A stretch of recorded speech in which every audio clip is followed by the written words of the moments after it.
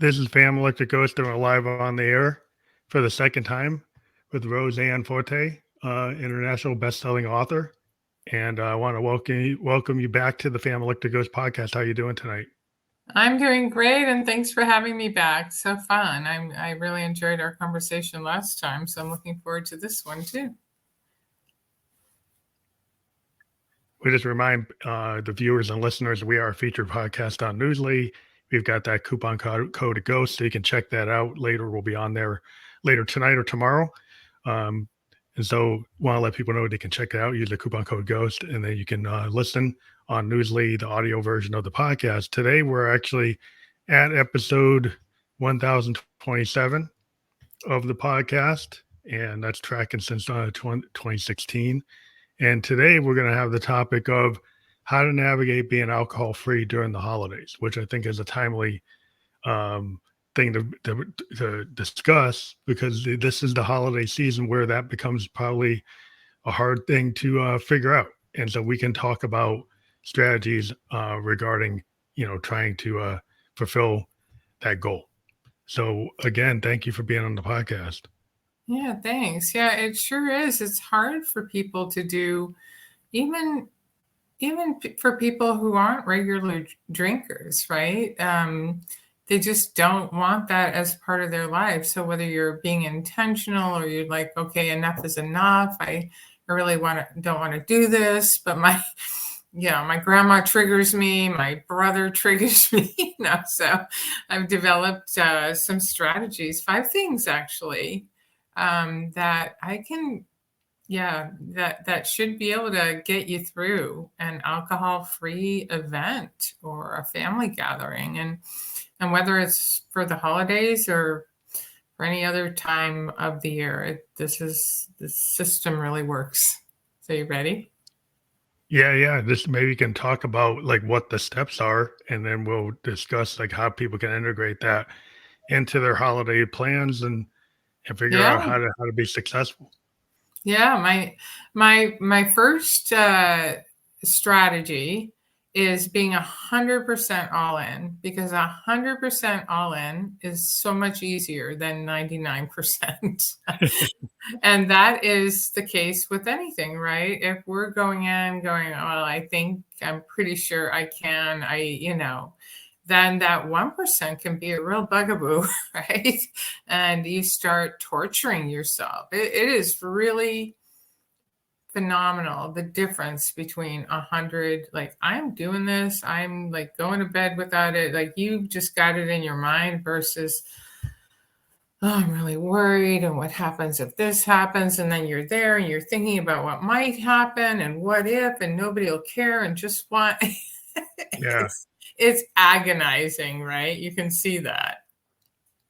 So whether or not you're like what I do in my programs, I challenge people for 12 consecutive weeks, right? So if you're challenging yourself, part of this process, whether you're doing it for 30 days, 100, 120, you want to develop some type of integrity with your word. Because for people that try it over and over and over again and fail, you start losing your confidence and integrity. And so I think that 100% attitude starts to give you back that integrity that you want, right?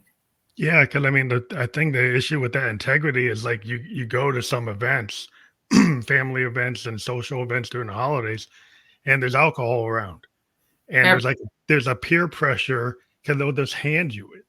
They might just be right at the table, and then it's like, if you don't have the constitution to say, well, I don't need it, right? But if it gets put right in front of you, and you don't want to like cause a scene, or you don't want, so the kind of peer pressure of the moment is like, if you're going to have that 100% point of view, like you said, I'm going to be 100%. You got to make it real clear to the folks that you're coming. It's like, I'm not really on that trip. I'm not taking it. Not to be offensive to you guys. It's like, I'm just not in that place, so I don't need it. Well, I'm going to jump to number 3 then, because what you just said was brilliant. Planning ahead. That is number 3. planning ahead. What are you going to drink? That if you think in advance about what you're going to drink or what the host might have, what you're going to ask for, it makes it so much easier. I mean, if it's an event out at a hotel or something like that, you can plan ahead on your mocktail or your alcohol-free beer, whatever you're doing. But if you're going to your sister's house, maybe you look up some fun mocktail recipes, you bring it with you. And that way, when somebody does, like what you said, they just put the drink in front of you. They assume, they pour the glass of wine. You're like, no, thank you. I've got mine. I brought mine. Mm-hmm. And that planning ahead makes all the difference in the world. I just talked to so many people that were, like you say, they're just surprised or they're not ready. And they kind of get nervous because it's right there in front of them. But 100% all in, plan ahead, boy, that gives you just a lot of confidence, right?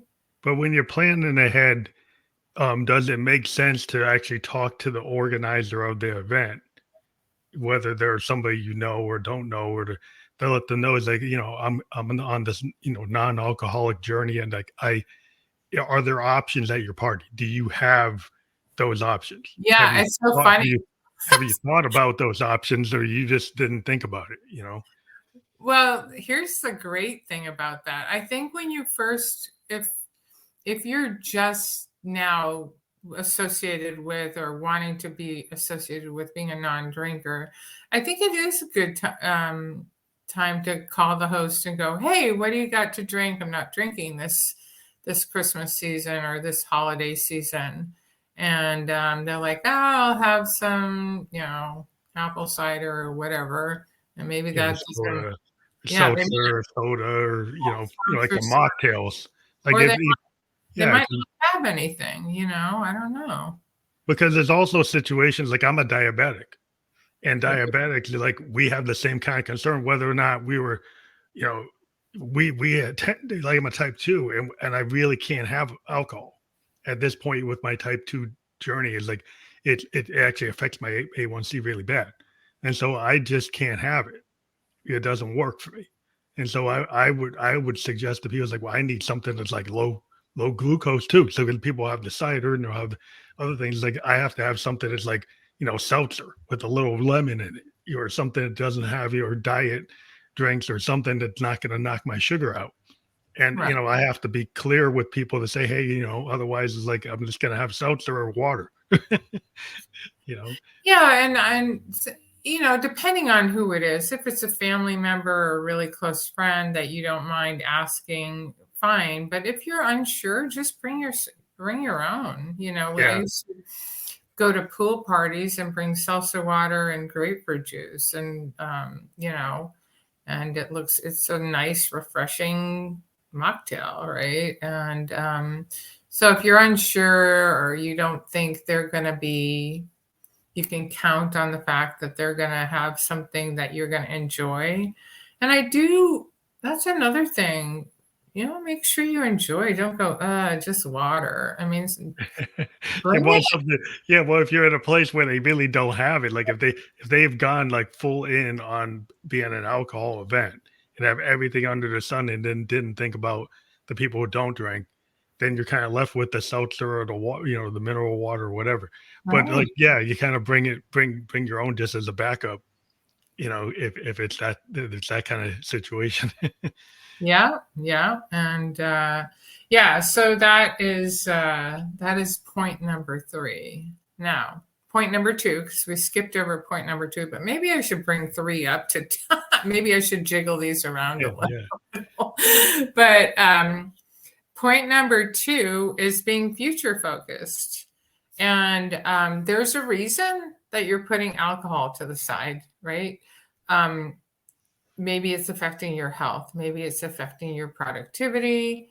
Maybe it's affecting your mindset, your mental wellness. I don't want to say mental health, but mental wellness, relationships. There could be a lot of reasons that you're choosing to take a challenge, whether it's 30 days, 12 weeks. So when you're future focused, what you're saying is, what's possible when I don't drink for this short amount of time? And so you remember that when you have that craving, and you go, wait, I really, if I drink now, then I can't see what's in the future. And I always like to say, your future self, well, thank you for the hard work you're doing today. And that is definitely in the case of not drinking alcohol. Your future self will thank you a lot, actually. And that's what I love to see, is when people realize how much. Yeah. So, But it seems like Christmas, the whole Christmas and Hanukkah and all the other things that happen at this time of year, a lot of it's to do with like a dinner or a party. But like when you get to New Year's is like really kind of alcohol intensive. It seems like that even though Christmas could be too, but it seems like New Year's is kind of all about that.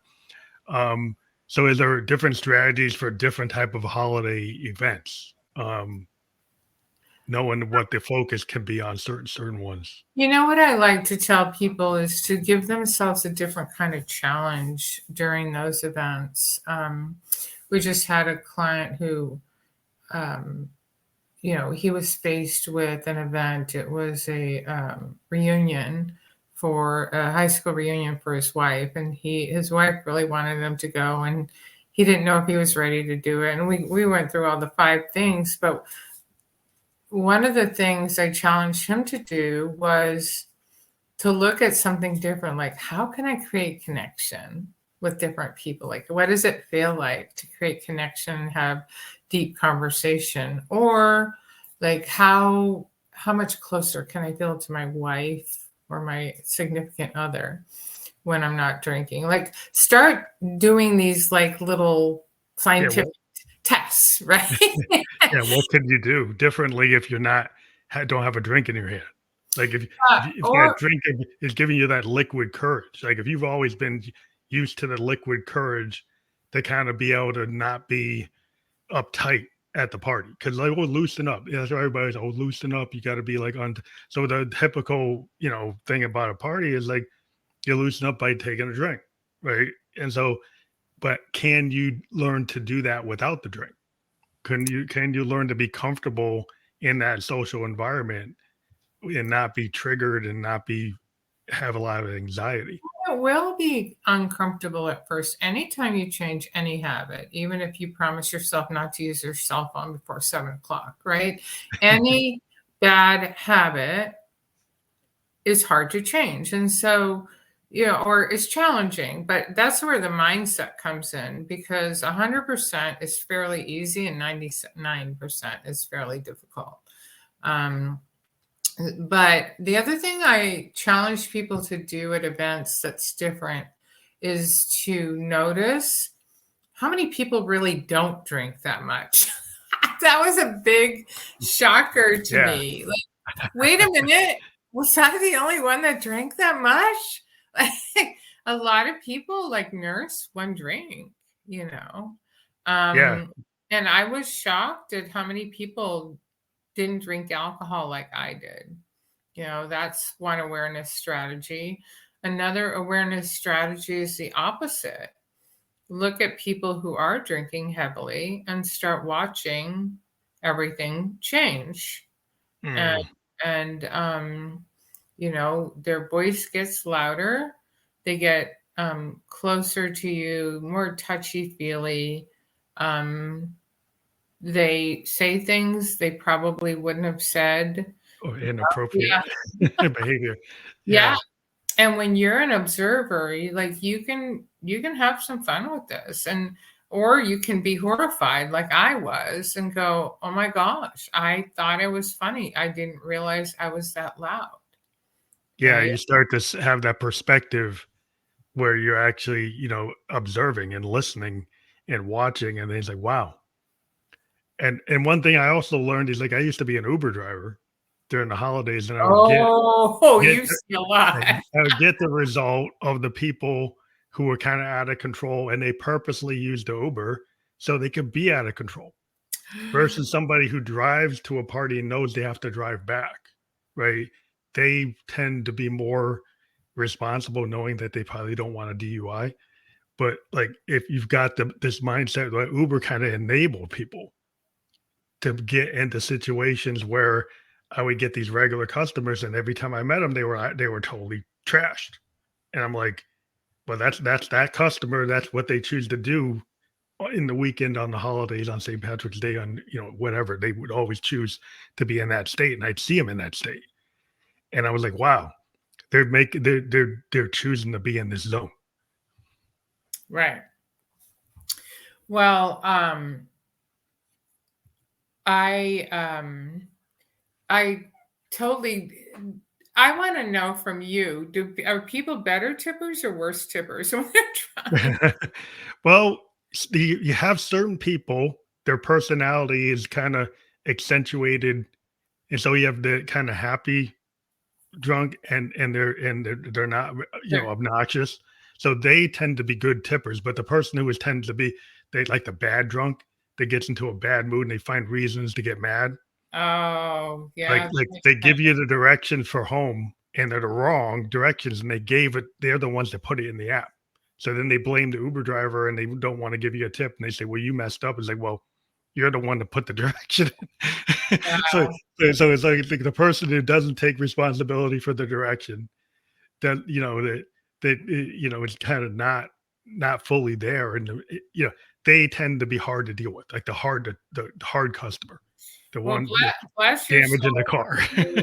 for being an Uber driver on New Year's Eve, man. That's got to be like Yeah, hard. well, I don't do that anymore. No, but Like I mean, like when that you did, that's like sainthood kind of work. You know what I mean? I mean, I know you're helping people, you're earning a living, but dang, that can't be easy. I don't it think was I'd. hard. I learned, like what level I would go to. Like, I would not go past, like, 1 AM. I was the kind of Uber driver that I did not go past that. I dealt with a lot of people going to the party and maybe the first people leaving the party, but I don't want to be with the people, like, last people leaving the party. I made that decision a lot because the 4 AM people was like, I didn't want Well, that they're group. throwing up in the Yeah, car too, yeah, right? yeah. The ones that are obnoxious and don't know where they're going, making just causing all kinds of trouble that I don't need. So I just, and some drivers, well, I can get a lot of money at that time. So, but how much damage does it cause to your car? Yeah, How much I don't how much of a problem is it? Is like, it's too much of a problem for me. I don't want to clean up anybody's throw up. So yeah, Yeah, that was yeah. Oh my goodness, my goodness. There's not enough money for that one. But anyway, yeah, future focus, and I do think who do you want to be, and you can do what we're talking about, compare it to what we're looking at, and being honest with ourselves about how we showed up, and challenging ourselves of who could we show up, who could we be differently at this event. And I will just tell you that at my very first function, and I was a very heavy drinker, and I hung out with a lot of other heavy drinkers, but I didn't want to lose my friends, so I did go out with them to bars, and super uncomfortable. And I remember the first time, and I'm like, oh my gosh, do I belong here anymore? But I mhm. just kind of got that idea out of my head, and I go, well,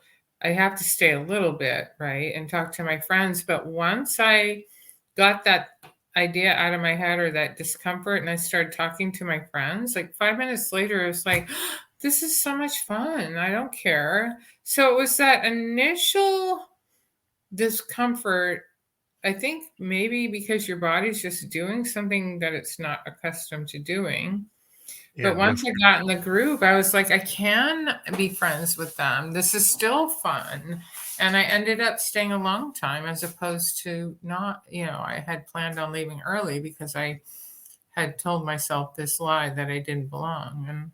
And I did. They didn't really care or notice that I wasn't Yeah, drinking. I guess that's, you have to experience, like, what the level is, because like if you feel like the people you're around are gonna kind of get you off the way, gonna pull you into something you don't want to be into. If they don't respect your boundary, if Yeah, and they keep on pushing when you like, if they're cool with you being the way you are now, mhm. right? Then that's fine. But if they're not cool with it, then I think that's where you have to start making decisions. Like, well, they're making it hard for me to be there.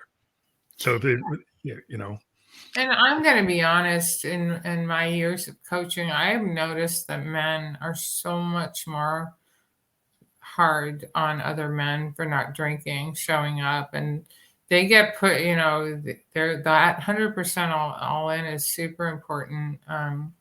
Because they get called names, they start pouring beer, they're they bullied yeah, they bully you into it, and that doesn't happen as much for with women. women.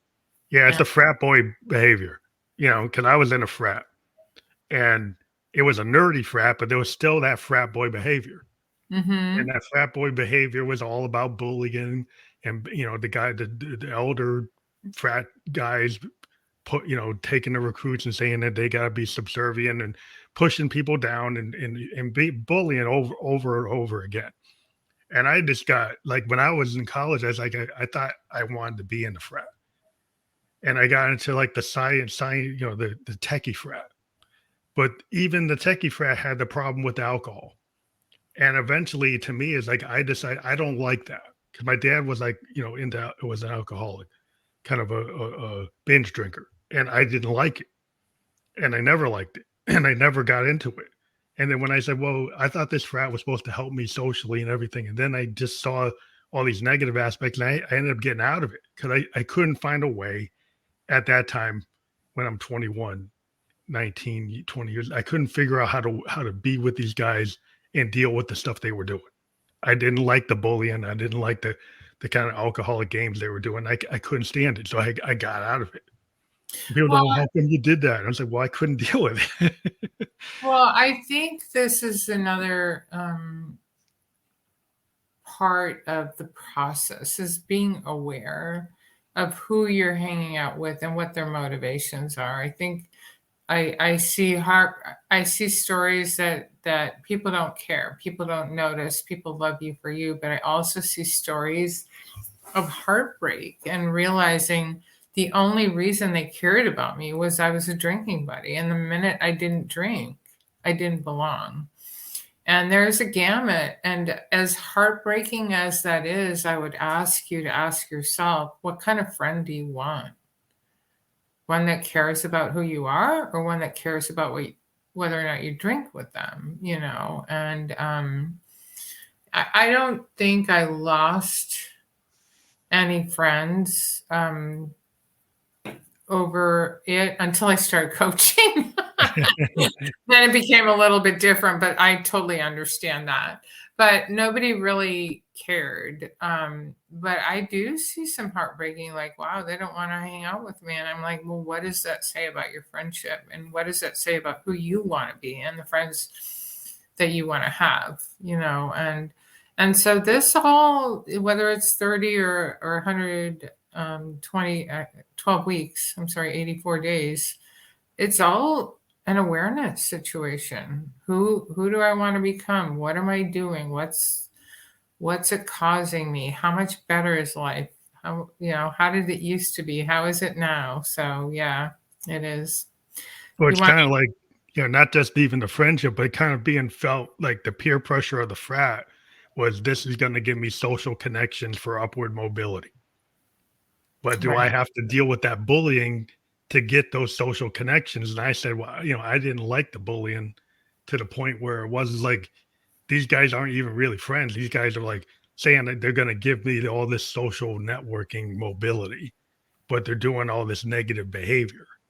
And I was like, I can't accept the negative behavior to be able to get in the club to get the upward mobility. It's like, no, I made a decision. It wasn't going to work for me. Well, that's why I like that future focus too. I say make a path that goes towards your North Star, and your North Star is the values you have, what you want to say about yourself or what you want others to say about you when you're gone, right? That's your North Star. And a lot of us we're not focused on it early on, and we just get involved in the things of the moment. But when you think, like you're saying, this isn't who I want to be, this isn't how I want to get ahead, this isn't, that's what you're talking about, your North Star. So I love that. Yeah, just figuring out like who you are. And a lot of times people don't know who they are. And they could be, whatever age. I mean, I've met kids, that are 19 and they know what they want to do more than some 40-year-old. They're very directed and they know what they want to do. They're already got their, working on their MBA. They're really advanced. They're doing all these things. And other people that don't, and age doesn't always necessarily mean that you're going to know where you are. Right. Right. It's sometimes you have situations where the age doesn't really give you a benefit. So, because you might have had imposter syndrome, you might have all these other things, and you didn't really figure it out where somebody else might have figured it out earlier. But Yeah. yeah, that's always interesting because some people always want to just like, oh, if they forget, the elders always know everything. It's like not necessarily. Yeah. Yeah. And I do want to take a moment now that you mentioned that. Like, it's never, a lot of people say it's too late for me. And I will tell you that, I'm nearing Social Security age. It's never too late. It's never too late to redefine your North Star. It's never too late to quit drinking. It's never too late to mend relationships. It's never too late to focus on your health. I basically thought I was retired at some point, and now I'm writing a book and I'm starting a company, so Yeah. it's never too late. It doesn't matter if you don't know where you're going at 40. Yeah. I mean, there's nothing wrong with it because every day that you're here, you have an opportunity to move forward with and progress. Unless you don't believe you can, then that becomes the problem. Amen. Amen. That becomes the problem. You can only move in the direction of your thoughts. And if you think that life is over, I'm washed up, I can't get through this is exactly what's going to happen. But if you have a mindset of, dang it, I'm not putting up with this. Look at, there are so many stories in this world about, Walt Disney's my favorite, being fired for not being creative enough. I mean, Yeah, what if he had told himself he was washed up because of that? yeah. It's like the ultimate creative enterprise. Yeah. Like an imagination factory guy that I built think like and then the people said he wasn't creative enough. another great one is Oprah was fired from the TV broadcasting because she wore her heart on her sleeve. That's right. That's You know what I harassment. mean? That's I just harassment. think your differences can be your gifts, and that's what I like to tell. I'm faith-based, so I'm like, God created you for a purpose with a gift, and you need to use it. Like that's and everybody that gets caught up in this drinking thing eventually starts telling myself, God, I used to be this and I used to be that and I used to be capable of that. I know I said that a lot. But I found that person again. It's what the substance stole from me. And so, yeah, I mean, there's a lot to say about future focus, isn't there? But it's also like if you've got too pessimistic a view, like oh, the holidays are hard. Right? If you already frame it that it's Right. hard, oh, it's almost impossible for me not to drink in the holidays. Well, you're already setting up the condition for you to fail, right? You're Right. not thinking about that they 100% all in, which I think is really, really great to give yourself that focus. Because if you give yourself the focus, well, it's impossible. Yeah, it But, I'm is. going to try it. But you're like, well, you're already kind of setting yourself up that you're not If going you to. use the word try, you're a goner, Yeah. right? Do we agree on that? Yeah, that's not going to work. No, you need to get excited about getting to the other side. And I have a client I quote all the time. She's like, you never will regret saying no to alcohol the morning after. It will never be a regret of yours. And so it's just being excited about the win, about knowing there's many that have done so before you. It sounds like you and me included. And, it's okay. It may be uncomfortable the first time, but we're giving you permission. It's okay. Yeah. With the So, vulnerability, I think a lot of people don't like feeling vulnerable. So they medicate or self medicate so they don't feel, so they kind of numb themselves to not feel. So if yeah. they're, if you're, you're fearful of what people are going to think about how you look, how you talk, how you present yourself, and then you kind of, you get the liquid courage so you don't have to deal with that. But then that doesn't, it has other effects, and it really doesn't solve the problem of learning how to deal with the vulnerabilities of life, kind of going into something kind of straight edge. In music, we call it like the straight edge guys. We're like, we don't use any substance. We come into the session and we're there to play. And we're not using anything other than our ability to like be in the moment. Well, And and I, that's kind of enough. But some people used to think in music, well, you had to come in under the influence of something to kind of get the groove. It's like that's not necessarily true. Most of the time, that actually prevented you from getting the groove. and wouldn't you say that you and those who don't drink are now an inspiration for many who do? Because I find, like, how do you do that? Like, how did you do that? Nobody, when you establish yourself as a non-drinker, it literally is not an issue to anybody else. It was only an issue to you. You know what I mean? Or Yeah. people that are heavy drinkers. But I find there is so much respect given for people who can have fun and deal with social situations or work situations without the use of a substance. Do you Yeah.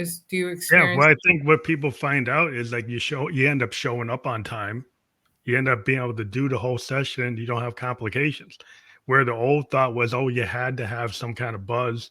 And then what happened? The session kind of got wasted. The session that you're in wasn't productive.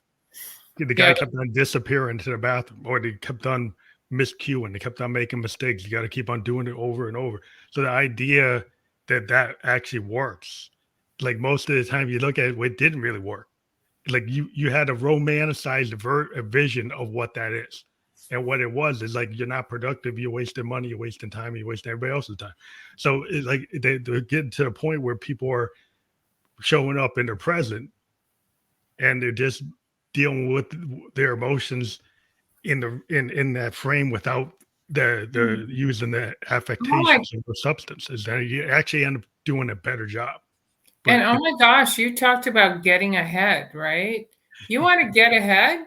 Don't use substances. I promise. You'll get ahead, yeah, right? Am I lying? yeah, No. it's the way it is because like all those things that you think it makes you more with it or it makes you more hip or at least in the creative Creative. world, it tends to maybe you got a vision from something, but what ends up happening is it's like ends up having I think what happens is like the more you use it, the less productive you are. So you get they end up being not as productive and you don't move forward and you end up getting caught in like a paralysis of not moving, but kind of Yeah, being in a fog. If you're in a fog, you're not going to generate what you think you're generating. You might have thought you're generating something, but you're listening to it, it's not usable. you I know, know. There's a lot of things you think, but anyway, you want to continue on with no, that? I think I was just pointing out that I think that I think once people realize that being coming into something and feeling, you know, uh, being open to, maybe being hurt, maybe open to the moment and not having something to take the edge off of that moment, you start to embrace life because life goes up and down and there's things that happen and it's not always the best experience initially, but you learn from those things.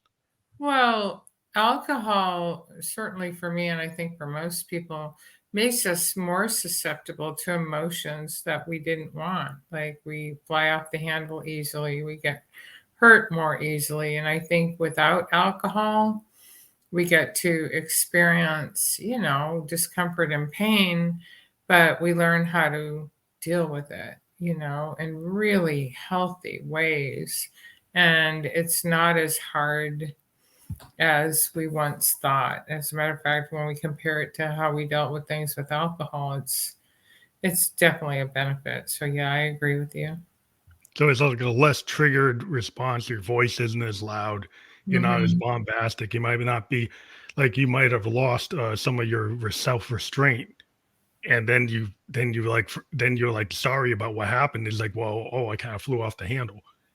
But Well, that's it, right? Okay, and so this is stay future focused, and that's exactly where was I and where do I want to be. I don't want to be that person that you're describing, right? The loud, it's just remembering where you started, why you want it, and stop romanticizing about something that was so toxic to your life. And yeah, you might have to learn how to process emotions or how to not be shy, but it's possible. We all can do it, and it's kind of fun when you give yourself permission to do something different and you grow from it. What happens is you develop more self-confidence, right?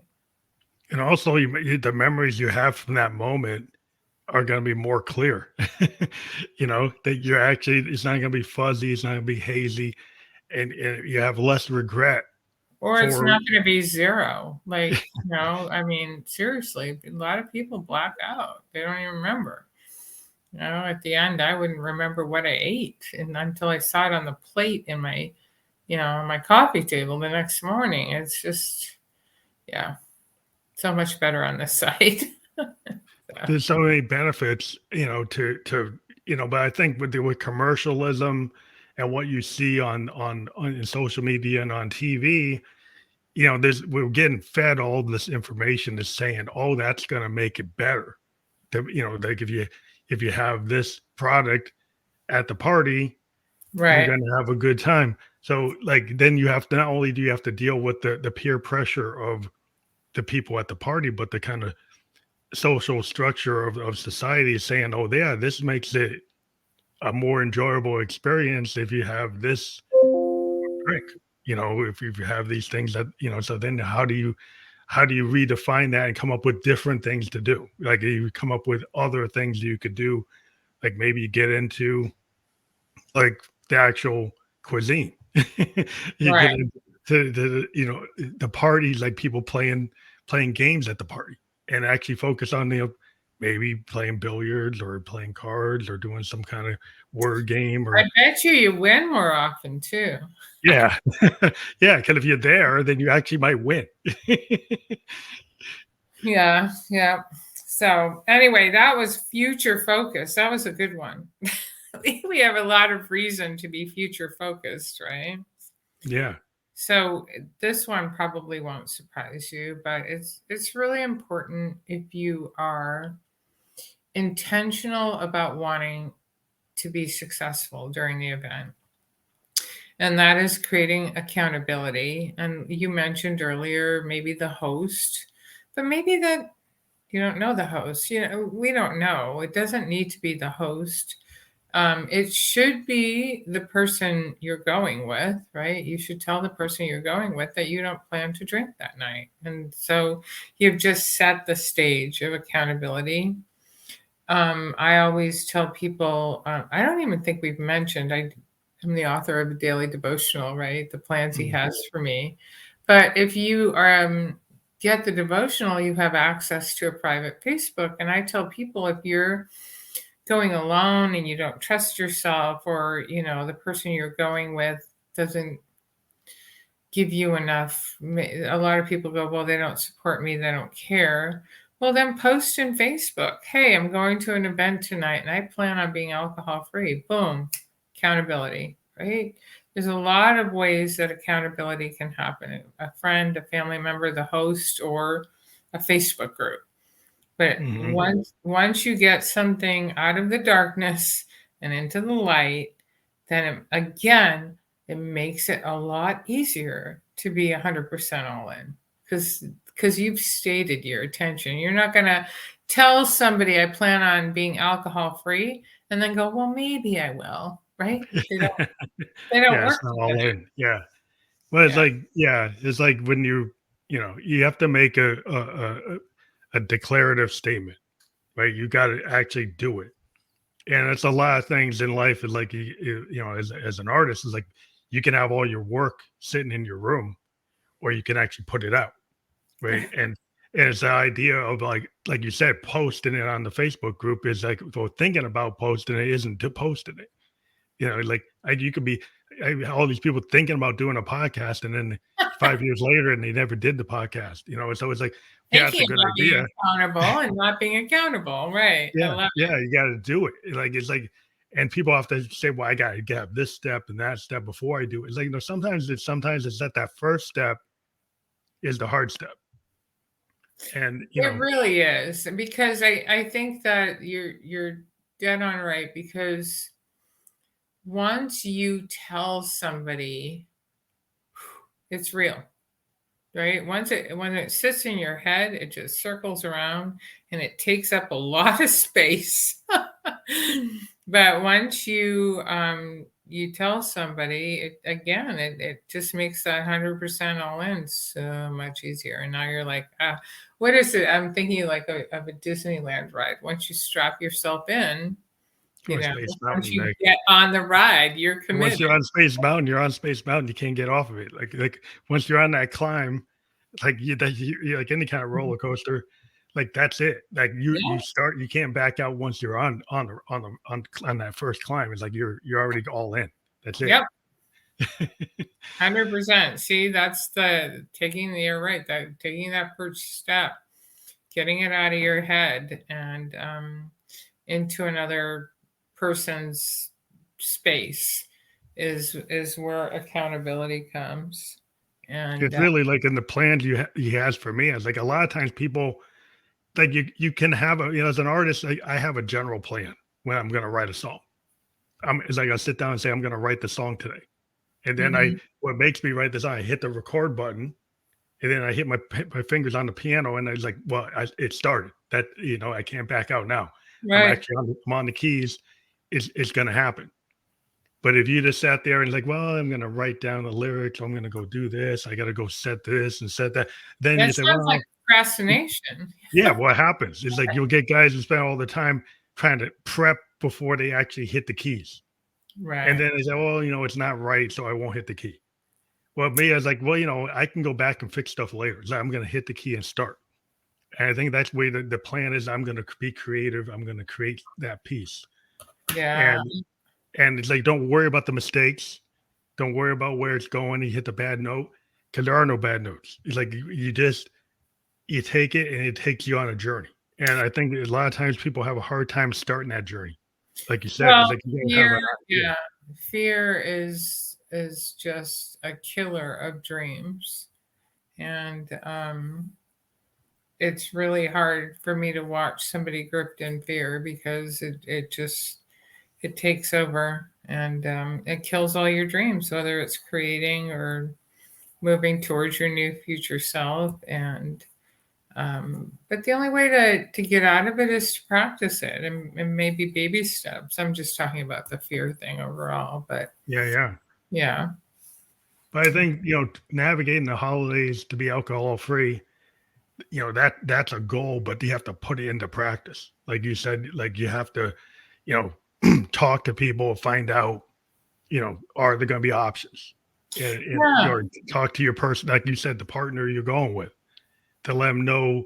So it's not like as soon as you hit the table, as soon as you walk in the door, then they know ahead of time. So it's a communication. And sometimes communicating, maybe that's like a big problem with some people because they make assumptions. If Oh, you, bad. yeah, if you just make assumptions that everybody kind of knows it, or Yeah. there always is going to be this, well, you won't know that until you actually got to put it into the light. Yeah, exactly. And then yeah, so far we have 100% all in, future focused, plan ahead, and accountability. I have another one. You're going to like this one too. I know you are. Develop your elevator speech.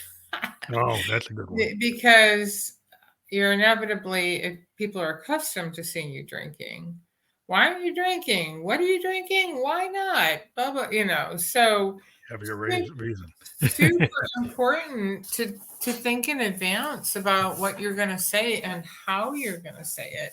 Your tonality is everything, more than your words. Being excited about, like, oh my gosh, I'm just taking a challenge and I'm loving it, right? Versus, oh, I just had to put it aside. It's like, oh my gosh, that sounds terrible. Have a drink. Like, you want to show some amount of confidence. And the more you say it confidently, the more you will believe it too. You are taking a challenge. You're looking forward to what's possible without it and seeing what it's like. And the more confident you say it, the less likely somebody's going to mess with you. I have actually on my website, the planshehasporme.com, I have, you can download 20 flashcards for things that you can say at an event that just share why you're not drinking, whether it's like, I got to get up early in the morning, or, I'm going to the gym, or there's just a bunch of different things that you can say with confidence. And having that in advance is, I know that you understand this based on what you've said already, is just that they're tools in your toolbox. So that, because one of the things I hear all the time is they were unprepared for somebody to give you the drink. They were unprepared for what somebody was going to say. They were unprepared for, the trigger. And so these are all steps to be prepared, Well, preparation is like, is the main, a lot of what you do in life is like at least learning from your mistakes and lessons learned, and also the work that goes into it. Right. And there's work in what trying to be your future self. You got to tell that story. You have to have that pitch for your future self that you believe it. Like, so if you're given that elevator pitch to get that job, you got to make that person who's going to hire you believe that you're the best person. Well, you're trying to represent this is my future self, and this is my current self. This is where I am. You want you to respect that. So if you get people to respect it because you believe the story, like an actor. Like when you're practicing your lines, it's like you want the audience to actually believe that I'm that person. Right. So how do you do that? Well, you've got to have the intention. And when you're a songwriter, you want people to believe in what you're doing as a song. It's worthwhile for you to listen to the first 30 seconds before you turn it off. So you got to have that the passion to kind of put that energy so people will feel it. So I think it's the same kind of energy that you put into it, and don't like come into it lackluster. Put it with your best effort. Yeah, and I developed like 12 core concepts for it's a course that I have, but one of the core concepts to staying, being successful is I get to. Like, you get to do this. You don't have to. You can drink again, but you get to see what's possible. It's that mindset. If you believing that you're going to see something different will give you that attitude that you get to. And I love that. So, yeah. Well, I think what we've given the audience is a lot of different tools in our conversation, and now we've got your website, the plans he has for me. You've mentioned you've got the cards, and you've got the strategies. Oh, We yeah. talked about the top 5, and all those things are there, right? The things that we've talked about. Yeah, I even have an article on this particular thing. So if they want to download an article, there's an article section as well. So. Well, I think this is a great time that we've done this, and it will be out there on all the platforms that we're not known to be on. We're on all the major podcast platforms, whether you want to watch or listen, and we'll get that landing page to you like we always do, and people will be able to check it out on we were live on Facebook, YouTube, and Twitch, but we're going to be on all these other platforms by tomorrow. So Yeah. we'll have all that for everybody to check out at Well, their happy leisure. holidays to everyone, and if you're choosing to be alcohol free, we hope that we both provided it a much easier way to do that, right?